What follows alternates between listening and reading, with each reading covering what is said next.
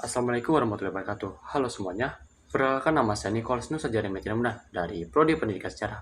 Pada kesempatan kali ini, saya ingin menceritakan bagaimana peristiwa perubahan di kota Pekanbaru yang awalnya sebuah kampung kecil berubah menjadi sebuah kota modern pada era kolonial Belanda. Simak baik-baik ya. Bayangkan sebuah kota besar di Sumatera yang ramai dengan lalu lintas, gedung tinggi dan liku-piku dari perdagangan. Nah, itulah Pekanbaru hari ini. Tapi tahukah kalian bahwa dahulu Pekanbaru adalah sebuah kampung kecil yang berada di tepi sungai Siak yang bernama Senapelan. Kisah ini dimulai dari 2 abad yang lalu, tepatnya pada tanggal 23 Juni 1784, yang dimana Sultan Muhammad Ali Abdul Jalil selaku penguasa Siak membangun sebuah pekan yang baru, pasar di tepi sungai yang menjadi tempat bertemunya para pedagang dari Kampar, Siak, dan Petapahan. Dari sini lahirlah sebuah kota yang kita kenal, yaitu Pekanbaru. Tanggal itu juga kemudian ditetapkan sebagai hari jadinya kota Pekanbaru. Waktu pun berlalu. Pada tahun 1858, kerajaan Siak melakukan perang dengan Belanda dan kerajaan Siak kalah. Sehingga seluruh kerajaan Siak jatuh ke tangan kolonial Belanda. Belanda pun mulai menata ulang sistem pemerintahan dan pada tahun 1919, Pekanbaru ditetapkan sebagai salah satu distrik penting di wilayah Siak. Di sinilah titik baliknya dimulai. Pemerintah kolonial Belanda melihat potensi besar pada Pekanbaru dikarenakan letaknya berada di tepi Sungai Siak. Tentunya merupakan jalur utama menuju Singapura dan Malaka. Mereka pun mengubah kampung kecil ini menjadi pusat perdagangan dan administrasi baru. Belanda pun mulai membangun banyak hal seperti pelabuhan yang modern, kantor administrasi, dan gudang-gudang dagang. Nah, di sini pula mereka memperkenalkan tanaman karet sebagai komoditas ekspor unggulan. Hasilnya begitu luar biasa, dalam waktu singkat 90% wilayah perkebunan di sekitar Pekanbaru sudah ditanami karet. Tiap tahun ribuan ton karet diekspor ke luar negeri. Pelabuhan Pekanbaru pun kembali ramai oleh pedagang dari berbagai daerah.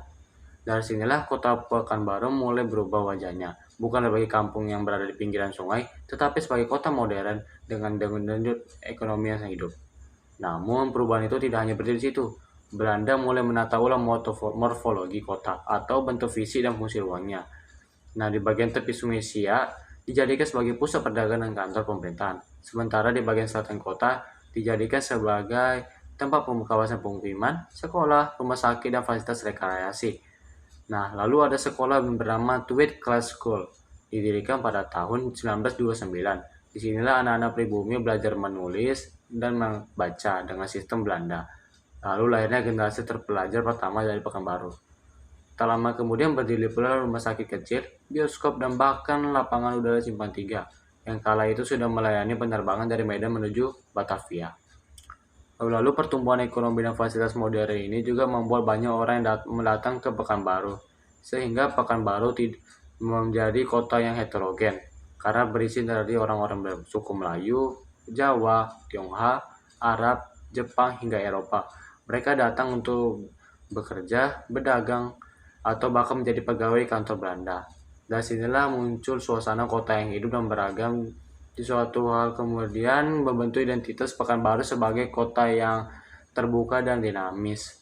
Nah, selama dua dekade tersebut dari tahun 1919 hingga tahun 1942, Pekanbaru benar-benar sangat berubah dari awalnya sebuah kampung kecil yang berada di tepi sungai berubah menjadi kota administrasi dan perdagangan modern. Semua itu terjadi karena kebijakan dan pembangunan yang dilakukan oleh pemerintah kolonial Belanda.